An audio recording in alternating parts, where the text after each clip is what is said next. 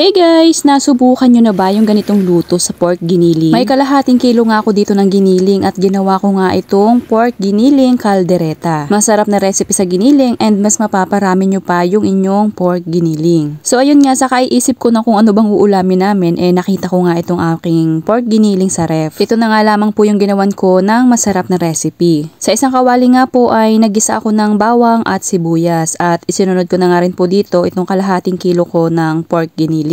Hinugasan ko na po yan ng mabuti at atin po muna yung igigisa. At habang sinasangkutsa ko nga ito ay naglagay na rin po ako dito ng konting pampalasa katulad ng toyo. Nasa 2 kutsara po yan, naglagay na rin po ako dito ng durog na paminta. Halu-haluin at hayaan po muna yung makakulo or masangkutsa ito nga pong ating pork giniling. Sa ganito nga pong recipe mas mapapadami nyo yung inyong pork giniling. At isa pa po mas masarap kapag ganitong luto ang ginawa nyo. Naglagay po ako dito ng 155 grams na tomato sauce at 1 kutsara ng tomato paste. Isang maliit na lata ng liver spread at 1 kutsara ng peanut butter. At saka naglagay na rin po ako dito ng 1 pork cube. Halu-haluin po hanggang sa magpantay lahat ng mga pampalasa na inilagay natin dito sa pork giniling. At pagkatapos po nun ay naglagay po ako dito ng 1 tasang tubig. Isunod ko na rin po itong mga hiniwa kong carrot at patatas. Hiwain lamang po itong ating carrot at patatas sa saktong laki lamang po. Kasi sandaling luto na lang din naman po ito dahil yung ating pork giniling ay luto na, kumbaga. Hahayaan na lamang nating maging malapot pa and syempre mas mapalambot pa nga itong ating gulay.